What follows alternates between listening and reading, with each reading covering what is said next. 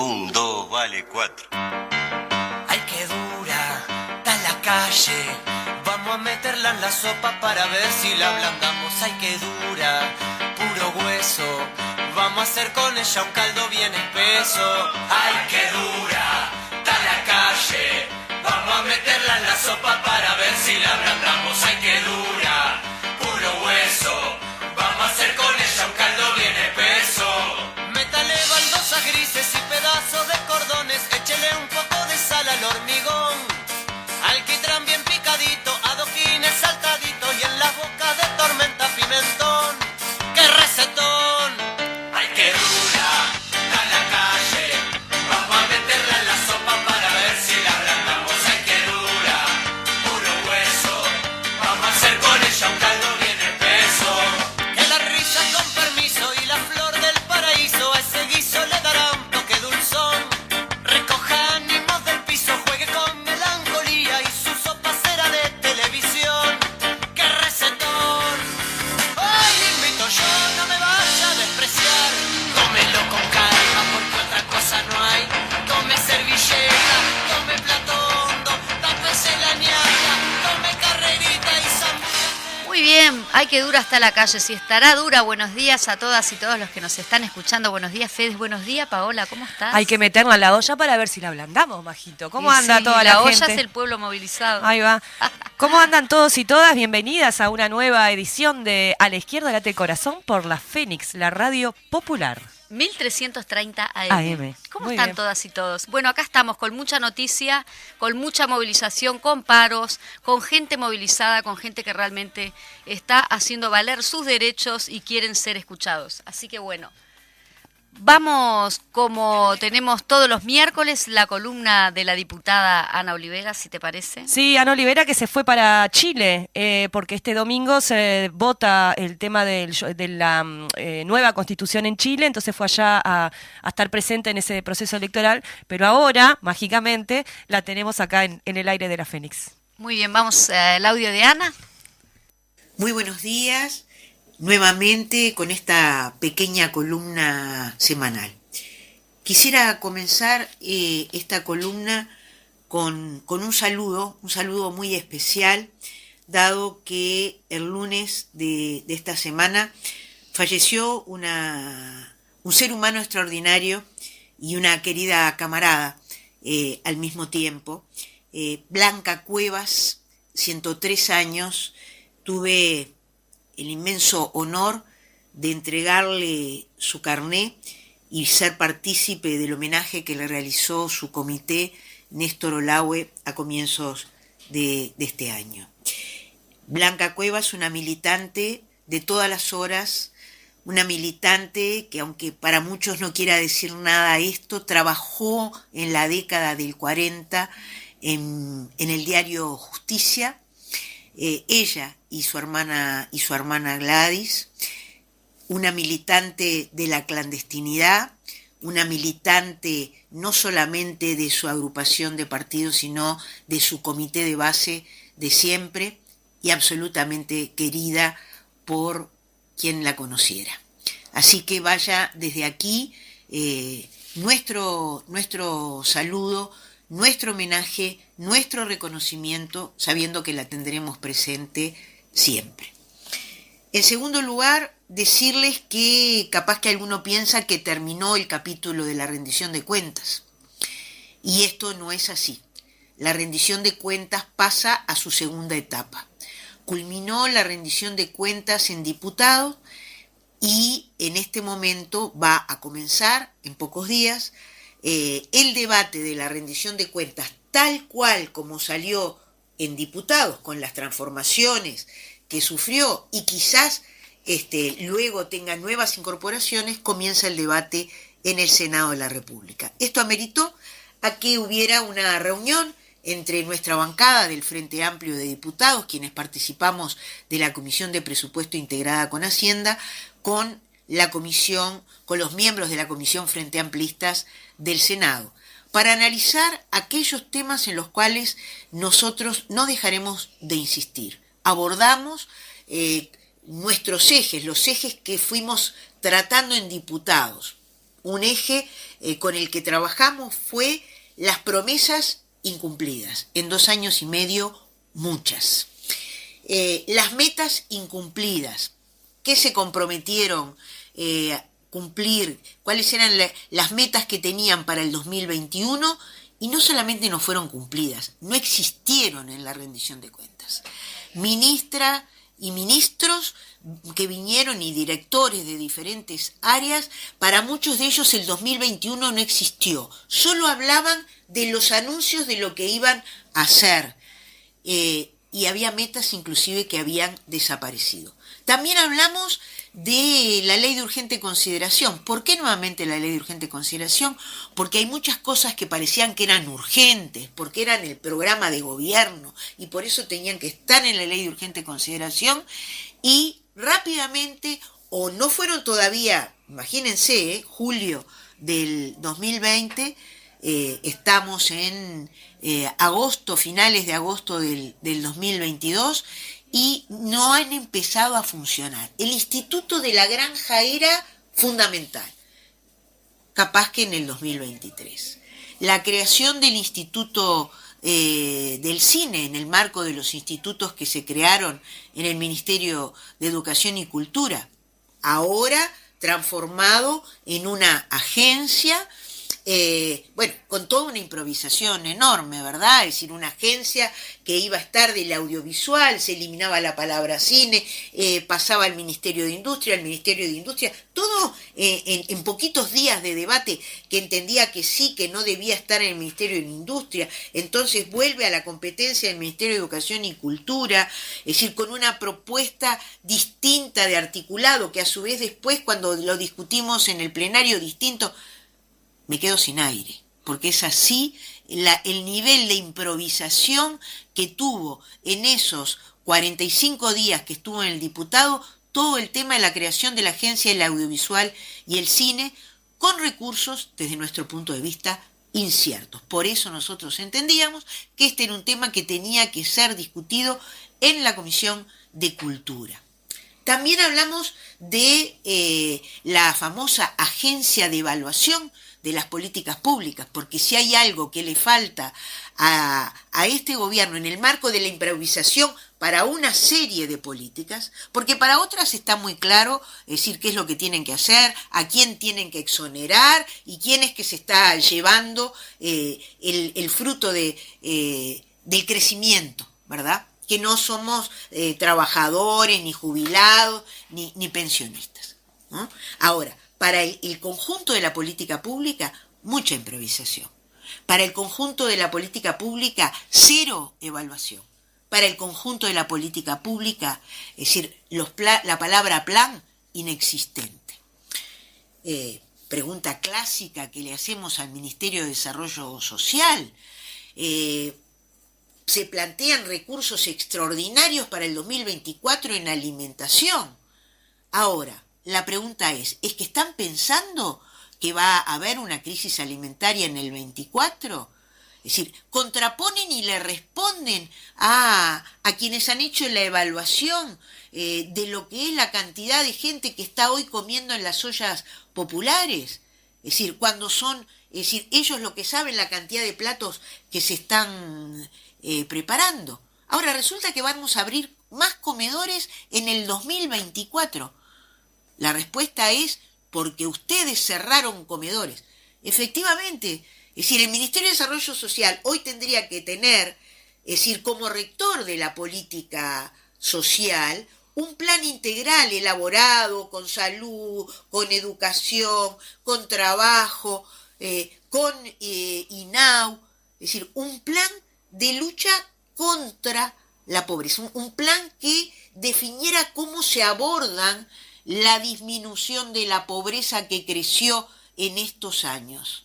Por lo tanto, un plan que se plantee cómo no son necesarias las ollas, cómo no son necesarios los merenderos, cómo no son necesarios los comedores y no abrir comedores en el año 2024. De estas cosas conversamos con nuestra bancada Frente Amplista de senadores. Improvisación, entonces, no evaluación, no planificación, Es decir, y un caso paradigmático que está en el orden del día es el tema del Ministerio del Interior. ¿Cuál es el plan que hay para la seguridad pública? Seguiremos con el plan, dice el presidente de la República. Tendremos que modificar nuestra planificación, dice el ministro Heber. Ahora, ¿cuál es la planificación? La que se va a cambiar y la que se va a mantener. Cuando compareció en la Comisión Integrada de Presupuesto con Hacienda en Diputados, y de esto conversamos con nuestros compañeros y compañeras del Senado, es decir, decía, no, nosotros no hemos eliminado el pago, porque es una de las cosas que los vecinos y las vecinas plantean, ¿no? O sea, había un trabajo en conjunto en muchos barrios, en muchas localidades, para no tener solo, es decir, la idea montevideana. Es decir, creo que hemos conversado de planificaciones que hicimos en el departamento de Salto, planificaciones que hicimos en Canelones, en Barros Blancos, o sea, con todas las instituciones y buscando incorporar las organizaciones sociales para abordar desde un punto de vista de la prevención los temas de la seguridad. Pero sin el apoyo de vecinas y vecinos, el definir cómo se previene no es sencillo. Sin embargo, cuando le hicimos este planteo, ¿qué nos decían? En realidad, no, nosotros hemos sido más pragmáticos con el pago porque el gobierno anterior aplicó un plan estándar. No sé cuál es la diferencia entre uno y otro, no me importa. Lo concreto es que hoy hay un crecimiento de la violencia a la cual no se le da respuesta. O mejor dicho, la respuesta que se le da son cortinas de humo. Tuvimos la interpelación por el tema del pasaporte a un narcotraficante. Tenemos el incremento de los homicidios y el incremento de la violencia en varios barrios en el caso de Montevideo, pero también en localidades del interior del país. El tema más importante es donde se atendió la ex esposa del ex director del Ministerio del Interior, Charles Carrera. Para eso hay una investigación de urgencia, para saber dónde estuvo todo, es decir, cuáles fueron los motivos para darle un pasaporte a un narcotraficante buscado. Para eso no sabemos qué va a pasar. Para definir cómo y de qué manera vamos a abordar el tema de la violencia en nuestros barrios, tampoco. Hoy asistimos a algo que nos preocupa enormemente. El 2 de septiembre estaba planteado una actividad que se hacía por primera vez después de la pandemia, ¿verdad? Pero que venía haciéndose antes regularmente, que es la ludoteca sobre Aparicio Saravia, ocupando niñas, niños, adolescentes, las organizaciones del barrio y los vecinos, todo Aparicio Saravia desde Trapani a Enrique Castro, como una manera de ir recuperando el espacio por parte de la sociedad, de vecinas y vecinos del barrio. Hoy la organización Padre Cacho, porque aparte coincidía justamente con la conmemoración de los 30 años de la desaparición de Cacho, es decir, decide suspenderlo dada la situación de violencia que se vive en el barrio. A estos temas es a los que el Ministerio del Interior debería estar dándole respuesta y no le está dando. Nos encontramos, creo que la semana que viene no, la otra. Muy bien, por allí teníamos la columna, como ya lo tenemos acostumbrados a todas y todos, de la diputada Ana Olivera, porque justamente ella dijo dos instancias, una que estuvo todo el tema de la rendición de cuentas en diputados y ahora que pasaría a una segunda instancia que sería la de senadores. Sí. Como siempre, en esta oportunidad ha variado el tema, ahí tocando sobre todo al final lo que tiene que ver con la situación de la seguridad y de las distintas cuestiones que están ocurriendo. Lo de la suspensión de las actividades es tremendo, de esto de lo del Padre Cacho, Sí. de la gente de ahí del barrio. Y bueno, esperemos que se empiecen a tomar medidas. Está siendo todo muy violento, muy, muy complejo. Esperemos que reaccione el Ministerio del Interior y que escuche, ¿no? Sí. Porque en última instancia estamos hablando de la vida de la gente, ¿no? Y no es todo el barrio, son algunas Sí. personas, no todo. Sí. El barrio inclusive movilizado está pidiendo justamente que se normalice Sí. estas actividades.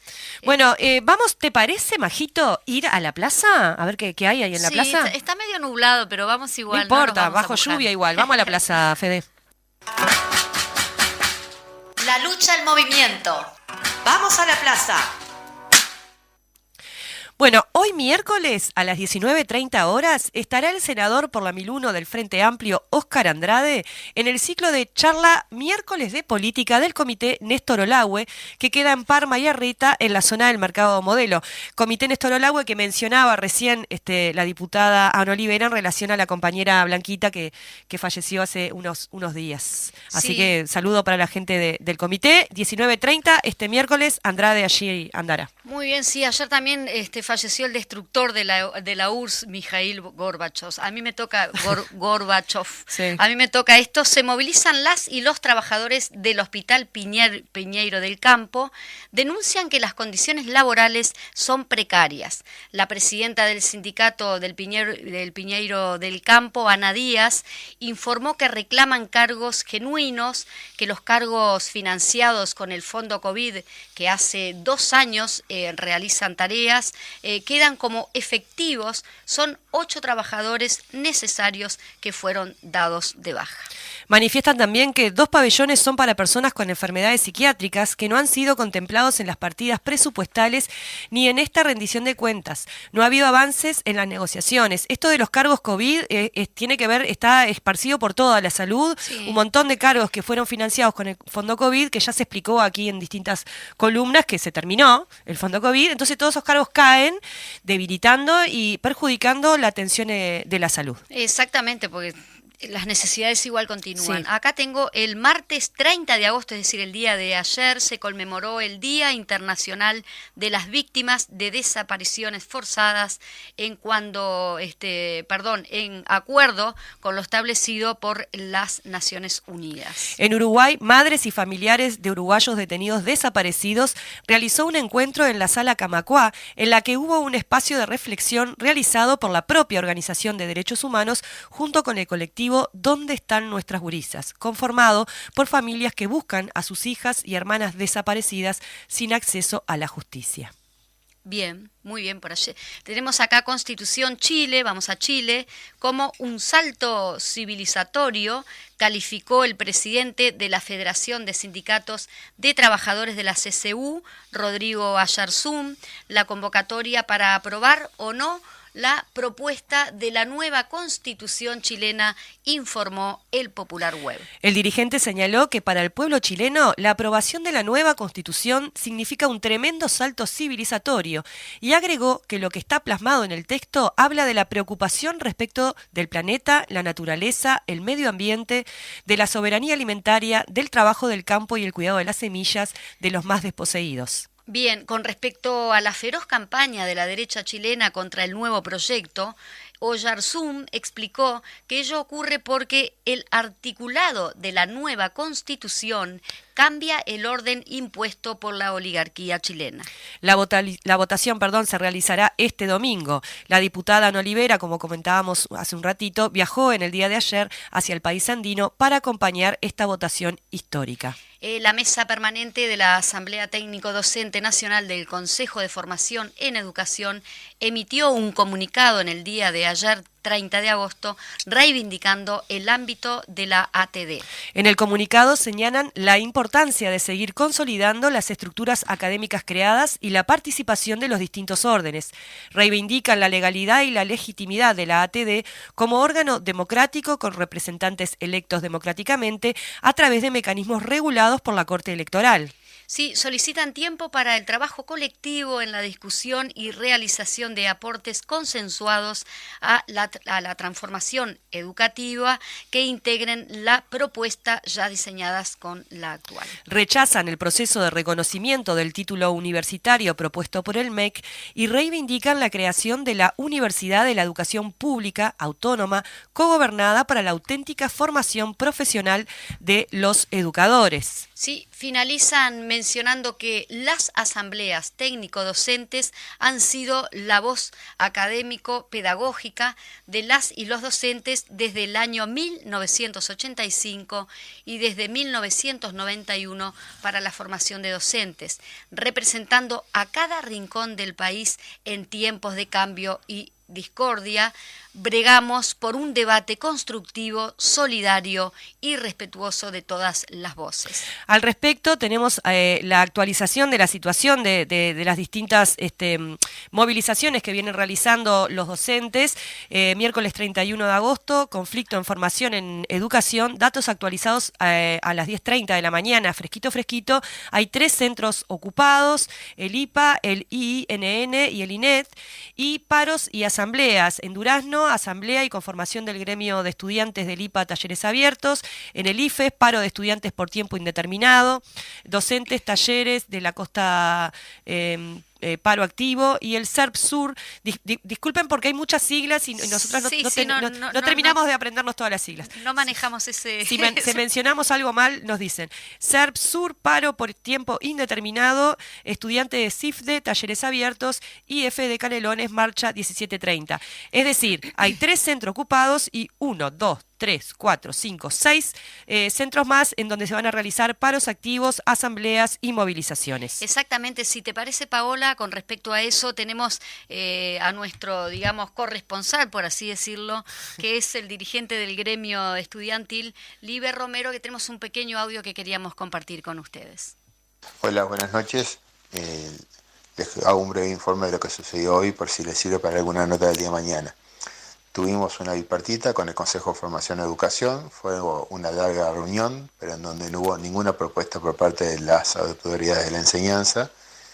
A nosotros esto nos preocupa porque en realidad esa bipartita fue convocada por el Consejo de Formación y Educación. Esperábamos que por lo menos hubiese algún tipo de propuesta para salir del conflicto en forma consensuada, negociada, articulada. No la hubo. Sí se quedó comprometido el Consejo al día de mañana a tratar de presentar una propuesta en el marco de la reunión CESEU-CODICEN, a la cual obviamente vamos a ir, pero es bueno que sepan que el conflicto del CIFE sigue en las mismas condiciones porque no hay ninguna propuesta que permita al día de hoy lograr llegar a una mesa de negociación de acuerdo de salida, más allá de que nosotros estamos esperando eso por parte de las autoridades de la enseñanza. Bueno, muy bien. Por allí teníamos el audio de Liber. Justamente estamos atentas acá a información que los oyentes nos están enviando y bueno, tratemos de cubrirlas todas, pero a veces no da el tiempo. Sí, hay una entrevista. Le vamos a recomendar que la vean en YouTube, que está la entrevista recién salidita del horno, en Zamboa TV, lo buscan así, Zamboa TV, a los compañeros y compañeras del Hospital Español, que se acuerdan que habíamos comentado que estaban en una situación de conflicto. Bueno, tuvieron asamblea y allí van a tener los resultados. No pudimos escuchar ahora lo que se plantea, pero está allí la información para que puedan seguirla. Muy bien, seguimos con las noticias. Mañana, 1 de septiembre, a las 13 horas, en el Salón de los Pasos Perdidos, se realizará el acto de asunción del nuevo Consejo Directivo de la Institución Nacional de Derechos Humanos. Los elegidos por la Asamblea General son Carmen Rodríguez, Marcos Israel, Jimena Fernández, Bernardo Leñani y Wilder Tyler, el único que se mantiene del directorio actual. En relación a esto, comentarles que la futura integrante del Consejo Directivo de la Institución Nacional de Derechos Humanos y Defensoría del Pueblo, Carmen Rodríguez, se reunió en el día de ayer con la bancada de diputados del Frente Amplio para hablar sobre los ejes que tienen en mente los directores electos por la Asamblea General. Durante la reunión, Rodríguez confirmó que la institución continuará con la búsqueda de detenidos desaparecidos durante el terrorismo de Estado. Los directores encargados de liderar las tareas de búsqueda serán Marcos Israel y Wilder Tyler, informó La Diaria. Muy bien, esperemos que así sea. Mandamos, un saludo con estas nuevas asunciones, principalmente la de Tyler, ¿no? Sí. Según un estudio realizado por la Usina de Proyección Ciudadana entre el 26 y 29 de agosto, un 29% de la ciudadanía considera que el principal problema del país es el aumento de precios. En segundo lugar, hay un triple empate con el 14% entre seguridad, desempleo y la situación económica del país en general, informó La Diaria. Cuando se pregunta a la población cuál es la primera preocupación a futuro, el 43% menciona el trabajo, el 25% la seguridad, el 13% la salud, el 12% la educación. Por otra parte, el 42% de las personas manifestaron sentirse inseguras al transitar por la calle y esta inseguridad es mayor en las personas con nivel socioeconómico bajo.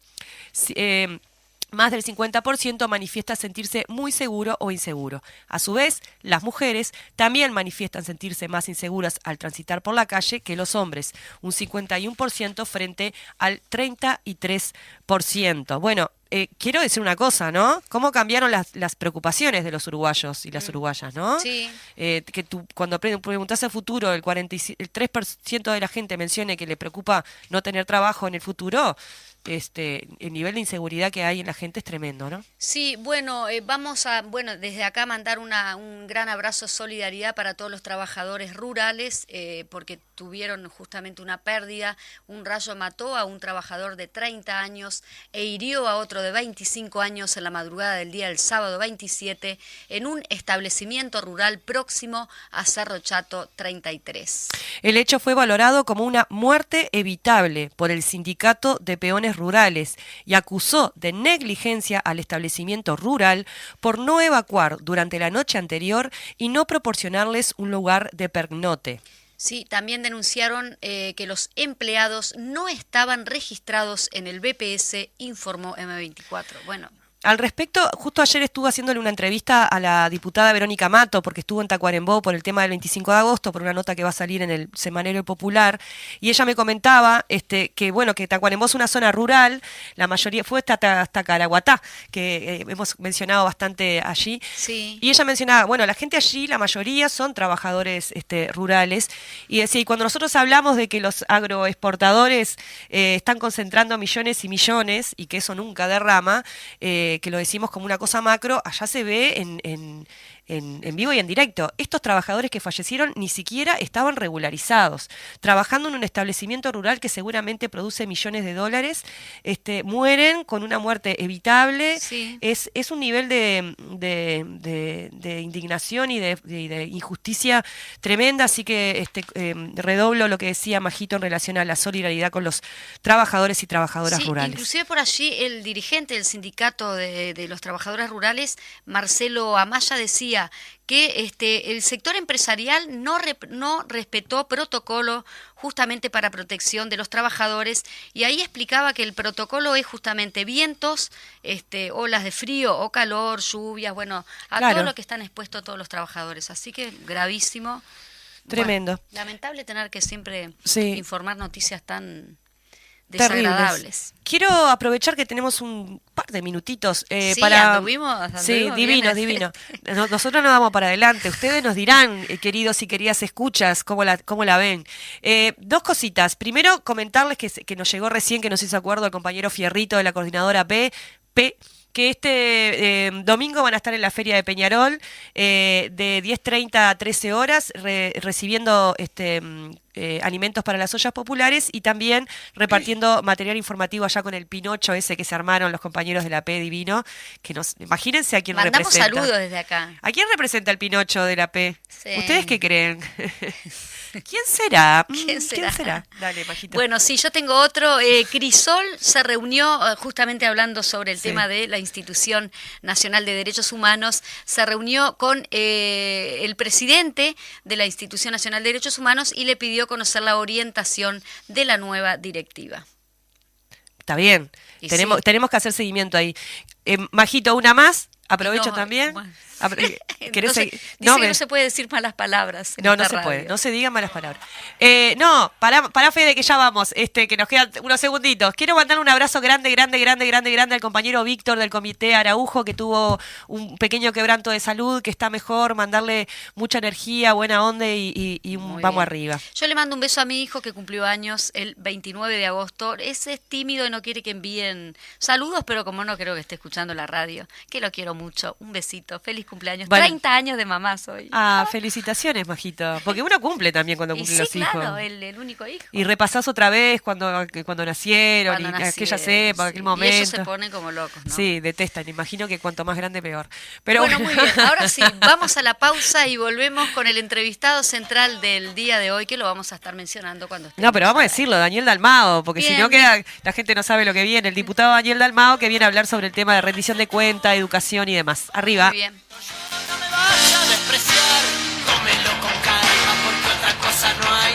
Tome servilleta, tome plato hondo, tápese la ñata, tome carrerita y zambúllate como en el mar.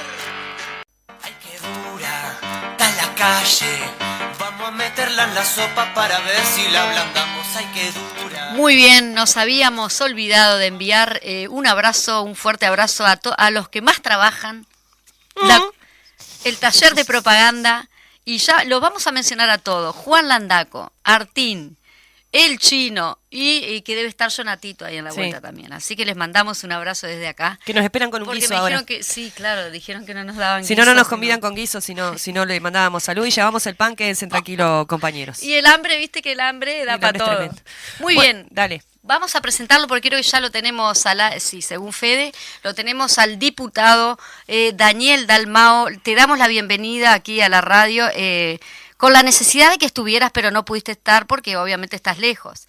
Pero bueno, vamos a estar hablando sobre el tema de rendición de cuentas, sobre el tema de educación y bueno, y sobre tu intervención también en el Parlamento. ¿Cómo estás? Buenos días. Hola, muy bien. Muchas gracias por la llamada, por la posibilidad de participar en el programa. Y acá estamos, sí, a la distancia, pero con mucho gusto de participar en el programa. Diputado, Paola Beltrán le habla. En estos días se ha visto una gran movilización de docentes, de estudiantes, que tiene que ver, ellos plantean, entre otros elementos, después si querés vos podés ahondar en por dónde vas, pero me parece que es importante esta pregunta.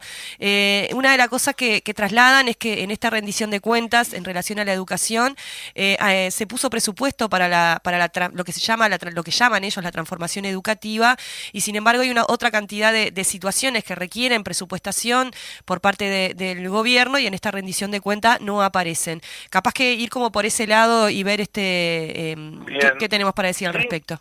Sí, como no. Creo que lo más ahí significativo es el hecho que esa reforma educativa que están llevando adelante de forma inconsulta, cuando nosotros nos tocó participar allí en el plenario de un diputado, le decíamos a los diputados del oficialismo que es una reforma que está condenada al fracaso por ser justamente una reforma inconsulta y además por el propio contenido que contiene, y además decíamos nosotros que es significativo el hecho de que lo que le van a dar, un recurso para esa educación, la han sacado de lo que ahorraron en los sueldos de los trabajadores de la enseñanza. Es decir, son los propios trabajadores, con su sacrificio, en estos años desde que está el gobierno, que están financiando de forma indirecta la reforma que proponen.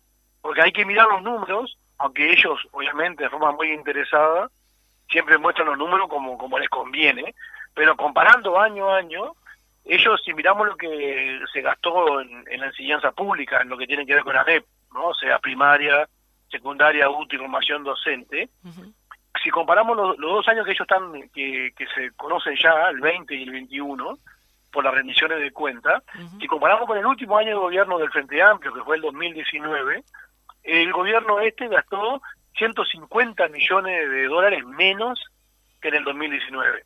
Nosotros entendemos que los números no son fáciles de dimensionar, porque son números muy grandes, 150 millones de dólares es mucho, pero en definitiva eso es lo concreto, ¿no? O sea, este gobierno ahorró en educación y básicamente ahorró en sueldo para los docentes.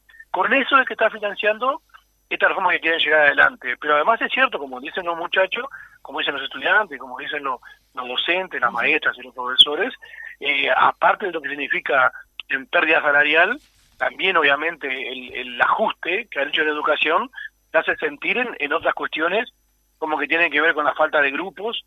Por lo tanto, los grupos que se forman muchas veces están superpoblados, y eso cualquiera puede entender cómo incide en la calidad educativa realmente para mejorar.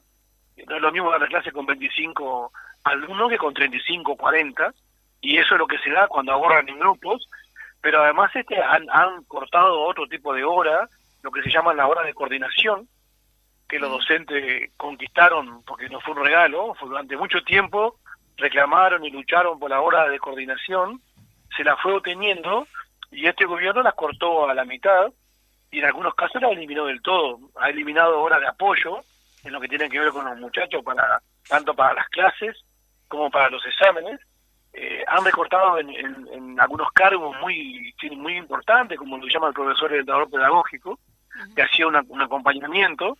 Han recortado en los maestros comunitarios, que durante los periodos anteriores había tenido muy buen resultado. Es una acción importante de acompañamiento de los chiquilines, sobre todo los que tienen dificultad.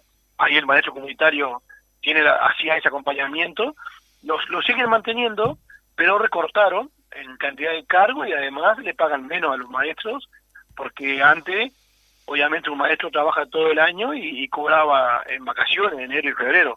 En este cargo de maestro comunitario eliminaron el pago en enero y febrero, o sea que le pagan menos. Y así como eso podemos seguir viendo distintos aspectos que inciden en la calidad de enseñanza, ¿no? Realmente, aparte de lo que significa la reforma, que es muy negativo, también está todo eso, el deterioro en la enseñanza por la falta de recursos, y bueno, y está todo el tema de los salarios de los docentes, ¿no? Que justamente en por ese el ajuste es justamente que pagan estas otras cosas. Ajá.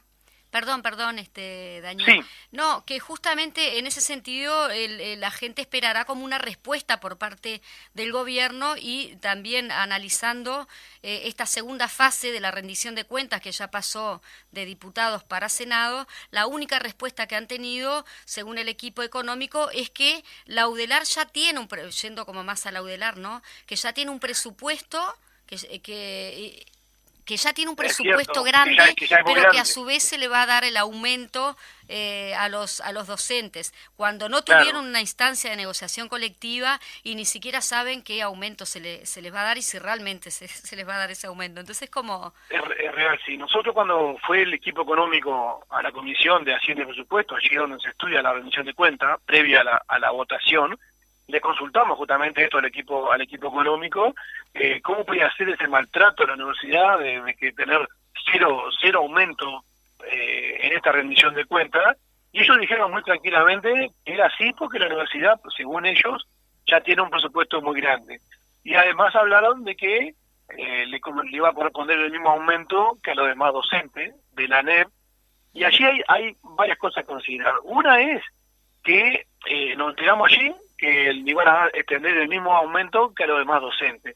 Es decir, que no existió negociación colectiva con los trabajadores de la universidad, sino que iban a tener que aceptar lo mismo que le negociaron nosotros, trabajadores, de lo de ANEP, ¿no? Lo de primaria, secundaria, etcétera. Una es ese el estrato. Lo otro es que en realidad no hay aumento real de salario, porque lo que hay que recordar es que desde que está este gobierno, los trabajadores en general, Sí. y en particular los trabajadores de la educación, han perdido salario. Sí, sí. El acuerdo que hicieron es para ir recuperando de a poco, y que en el mejor de los casos, cuando termine este periodo de gobierno, estarían con el mismo salario real que cuando inició el gobierno. Es decir, que van a ser 5 años donde continuamente se perdió salario. O sea, si cada mes vas perdiendo, aunque cuando termine el periodo te paguen lo mismo que al principio, todo lo que perdiste por el medio, Sí. perdido está. Y es mucha plata, porque se fue bajando mes a mes, año a año, y la recuperación recién va a empezar el año que viene, y bueno, y se supone que al terminar el periodo van a estar igual que cuando comenzó. Sin embargo, la economía de este país, ellos dicen que va a crecer aproximadamente un 10% en todo el periodo. O sea que tenemos un crecimiento del 10% de la economía, pero cero aumento del salario. Quiere decir que los que se están llevando ese crecimiento no son los trabajadores, sino que son sin duda aquellos que el gobierno le gusta llamarlo maya oro, ¿no? Los privilegiados La danza de los dólares, de como la política decía. económica. Sí, esto que demuestra una vez más, como ya pasó en los 90, ¿no? Que la teoría del derrame es un cuento, ¿no? Esto de Claro, si le va bien al de claro. arriba, derrama y entonces los trabajadores y las trabajadoras les llega algo de eso y en realidad sigue acumulándose cada vez más la riqueza en estos Maya Oro y los trabajadores y trabajadoras cada vez tienen menos capacidad de compra con su salario. O sea, y no solo Sin eso, duda. sino además un deterioro de los servicios públicos, ¿no? Tanto Sin duda, de la sin salud, la duda. educación, lo que venimos conversando, ¿no?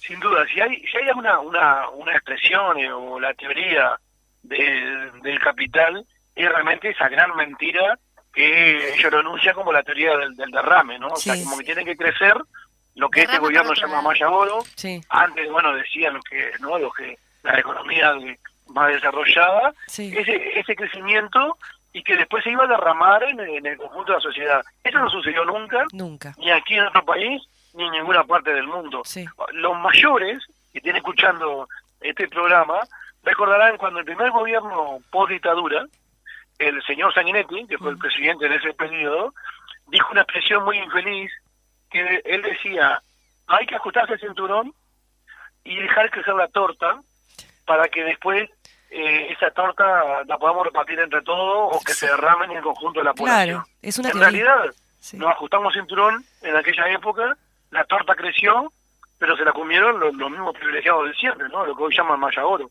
En realidad, es una mentira enorme lo de la teoría del derrame, Ujú. ¿no? No hay distribución, es una forma de concentrar cada vez más la riqueza en pocas manos. Y esta rendición de cuentas, por eso nosotros cada vez que tenemos alguna intervención, la hemos denominado como la rendición de cuentas de la desigualdad. Porque es parte de la política de este gobierno, para ellos es natural la desigualdad, y en definitiva la política de este gobierno profundiza esa desigualdad.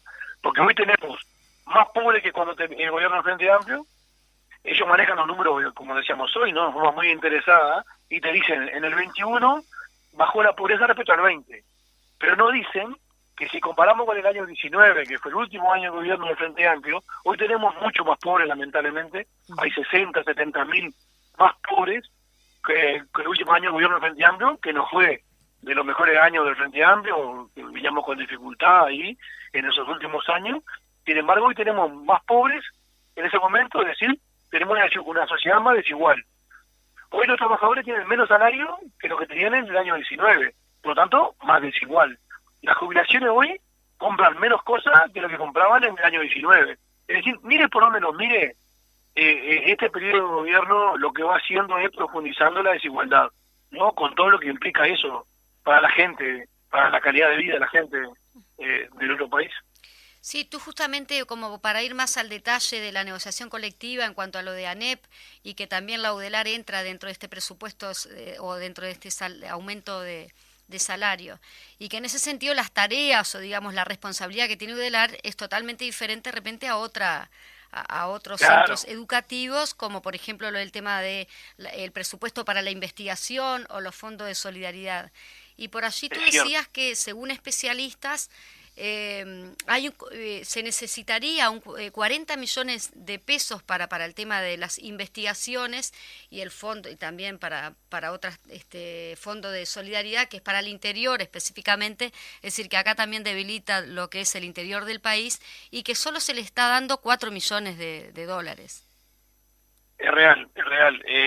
La universidad pidió unos 40 millones de dólares extra y se le manda 0. Pero además también se le pretende quitar, o sea, no solo que no le dan aumento, sino que se le pretende quitar una parte, lo llaman el adicional del impuesto del Fondo de Solidaridad, que la universidad lo ha utilizado para el desarrollo en el interior, para construcción de edificios, para equipamiento, que ha permitido un desarrollo muy importante de la universidad en el interior del país como nunca se ha visto.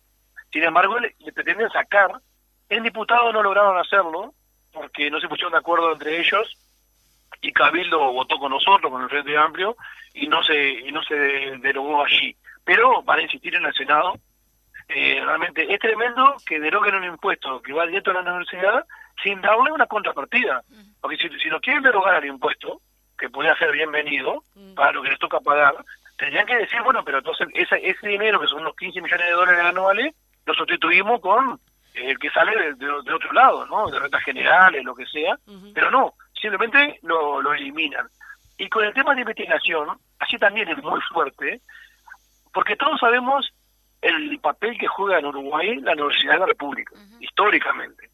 Pero recientemente quedó muy evidente, cuando en la pandemia, el papel que jugaron los científicos que egresados de la universidad, allí que estaban en el GACH, pero además la propia universidad destinando mucho de su recurso a ayudar a combatir la pandemia, es decir, ya sea con investigación, con análisis, con desarrollo de los hisopos, con el propio análisis, ¿no?, los exámenes que se hacía, poniendo los laboratorios que tiene la universidad a disposición.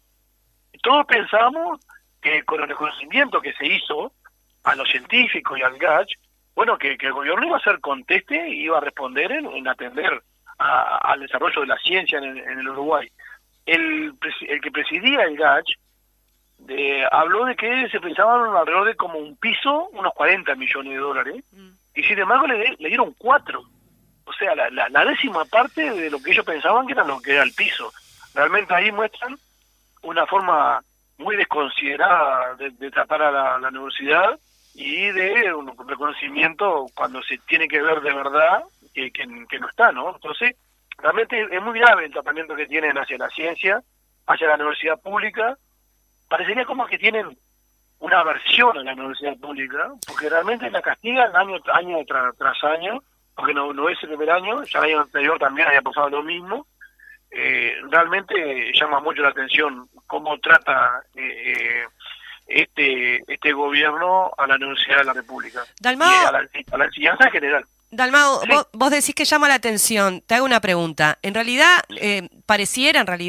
no sé si pareciera, pero este gobierno, esta coalición de gobierno encabezada por el herrerismo, me da la impresión, no sé si estarás de acuerdo, que en realidad expresa lo que es, expresa los intereses de clase que defienden, que claramente no es de los trabajadores y trabajadoras, expresa una visión del Estado en el que el Estado tiene que estar reducido a su mínima expresión, en donde la inversión en educación de trabajadores y trabajadoras para ellos es un gasto innecesario, porque entienden que los trabajadores tienen que tener una formación concreta, técnica para trabajar y nada más, ¿no? Esa lógica de que no tiene sentido que un trabajador o una trabajadora pueda expandir su pensamiento, ¿no? Porque lo único que tiene que hacer es atornillar una máquina, por decirlo muy básicamente.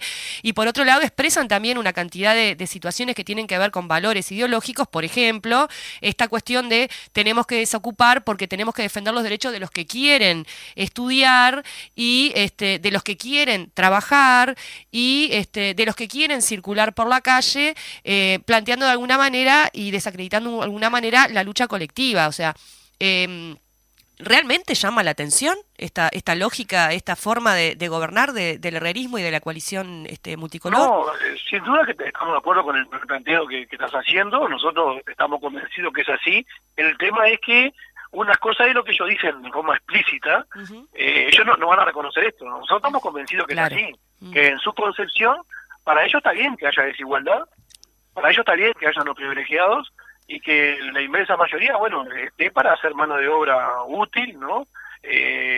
Para el crecimiento del capital. Nosotros tenemos esa concesión y sabemos que es así. El tema es que cuando se presentan ante la opinión pública, ellos hacen un planteo como que es un gobierno que está atendiendo una situación social más difícil, que esta rendición de cuentas iba a ser la rendición de cuentas de la expansión del gasto y del crecimiento. Lo que pasa es que la tarea nuestra, digamos, como oposición y como militantes políticos y sociales, es ir develando de alguna manera, corriendo el velo, para que el conjunto de la población pueda tener más claro cuáles son realmente los intereses reales, ¿no? Ellos nunca lo van a explicitar, no van a decir que ellos están por la desigualdad, pero sin embargo después los hechos demuestran que es así, ¿no? Que para ellos está bien que el crecimiento sea para unos pocos y que bueno, y que serán los que serán más capaces, según ellos entienden, y a su vez también es cierto que tienen todo una aversión por el papel de lo que pueda hacer lo público, porque justamente en una sociedad de este tipo las políticas públicas son las que pueden de alguna manera atemperar la diferencia y las situaciones más difíciles en la calidad de vida de la gente. Entonces ellos lo van a disfrazar de que hacen políticas sociales, de que generan empleo, aunque no importa la calidad, porque esa fue otra de las cosas que nosotros discutíamos con ellos allí cuando concurrieron al Parlamento, ¿no? Es que ellos hablan de que en el 21 se recuperó casi todos los puestos de trabajo que se habían perdido en el 20, pero lo que nos dicen que es de una calidad muy inferior. Claro. Ellos ponen como puesto de trabajo recuperado eso, lo que se llamó trabajo solidario, a través del llamado a la intendencia, que fueron 15.000 en el primer año y 12.000 después. Trabajo que trabajan medio mes y ganan 12.000 pesos nominal. Después en la mano reciben menos, reciben 10 y algo, 11. Eso lo consideran como aumento de trabajo. ¿Quién puede vivir con un salario de mitad del mes con 10.000, 11.000 pesos? Realmente ellos lo consideran eso como trabajo.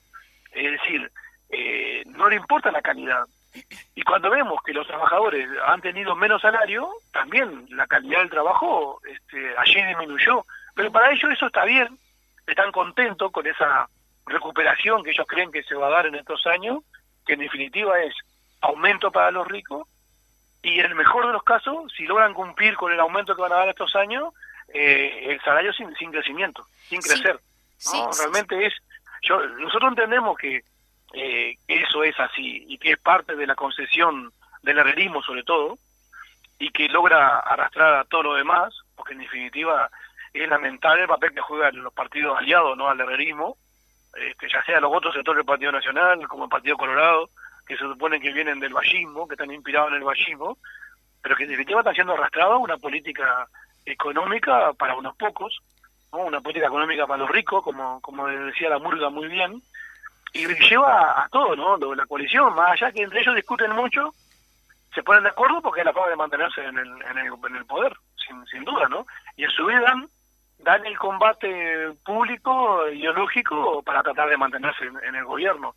Esperemos que toda la oposición política y social, porque no es solo la política, sino que también la social, logre levantar un programa alternativo que convence y que entusiasme a la mayoría de los uruguayos, a las clases populares, para retornar a un gobierno de cambios, pero que profundice, que mejore lo que hizo el periodo anterior, obviamente. Muy bien, tú lo decías ahí, lo del tema de la rebaja salarial, ni que hablar, el tema de la superpoblación de las clases también. Y en ese sentido, que nos está quedando poquito, estamos a 5 minutos de terminar el programa, danos un pantallazo de cómo está también la situación, sabiendo de Cotarraño ahí en Salto. Ahí va. En Salto es un departamento que lamentablemente que tiene mayor índice de desocupación. Es importante en todo el país, pero Salto tiene como 5 puntos por arriba de la media. Eso preocupa mucho porque en Salto tradicionalmente hay un nivel de empleo que tiene que ver mucho con los AFRAL, Sí. que son empleos de baja calidad. Que también el sector turismo, que emplea bastante gente, también ha sido muy golpeado por la pandemia. Entonces eso se siente realmente en el departamento. Y a su vez también tenemos en este momento la movilización que hay en torno a la enseñanza, Sí. donde los estudiantes allí están en la primera línea, porque acá hay un centro de formación docente, un CERP, que fue de los primeros que instaló la reforma de Rama en la década del 90, y que los muchachos estaban allí ocupando y haciendo actividades en torno a eso, y lo único que hacen las autoridades es proceder a desalojarlo, ¿no?, de forma autoritaria. Sí. No dialoga con los estudiantes, que realmente cuán rico podría ser el intercambio de las autoridades con los docentes, con los estudiantes, con los padres, o sea, con lo que hacen realmente a la vida de la educación pública de este país. Pero este gobierno vota por el no diálogo y por imponer realmente su forma de llevar adelante la educación. Y por eso decíamos hoy al principio, y lo dijimos allí en el Parlamento, es una reforma que está destinada al fracaso, porque está llevada a los empujones, en forma autoritaria, sin dialogar, y no tiene futuro. Lamentablemente va a ser tiempo perdido y problemas para la educación, en definitiva, ¿no? Y más dificultad para el conjunto, porque la educación pública es donde concurre más del 80% de los estudiantes de este país. O sea, la masa, lo popular, va allí en la educación pública. Exacto. Este gobierno privilegia, sin duda, la educación privada, Sí.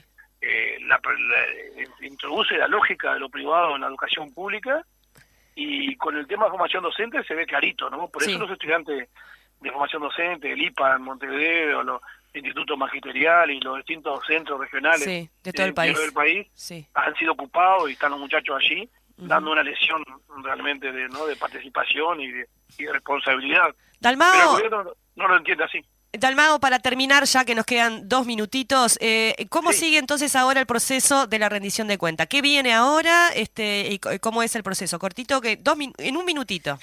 Bien, como Es el terminó desafío. el viernes anterior, Sí. el viernes 20, terminó un diputado, Ahí va. ¿no? La votación. Pasa al Senado, Ajá. tiene 45 días el Senado para tratar la rendición de cuenta. Si hay modificaciones respecto a lo que se votó en diputado, vuelve. A una que se llama Asamblea General, y allí se aprueba, se acepta o no los cambios. En el Senado lo que se puede hacer es seguir buscando la posición de fondo, ¿no? Porque no puede aumentar el gasto, así como no lo pudo hacer el diputado, Claro. Tampoco lo puede hacer el Senado. El que tiene en ese sentido que La en potestad. mano en ese sentido es el gobierno, el Poder Ejecutivo. Sí. Lo que puede hacer el Parlamento es de vestir un santo para vestir otro. Bien. En definitiva. Bien. Así que Pero que esperemos así en todos los se busquen aspectos, ¿no? recursos para lo más importante, pero lo sustancial es que el gobierno mandó una rendición de cuenta de la desigualdad y sin los rubros necesarios para impulsar el desarrollo del país.